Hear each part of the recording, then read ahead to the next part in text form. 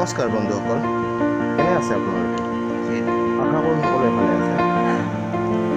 আজি মই মোৰ আছাম কেক ভিলাৰ সৌজন্যত আপোনালোকৰ ওচৰত এটি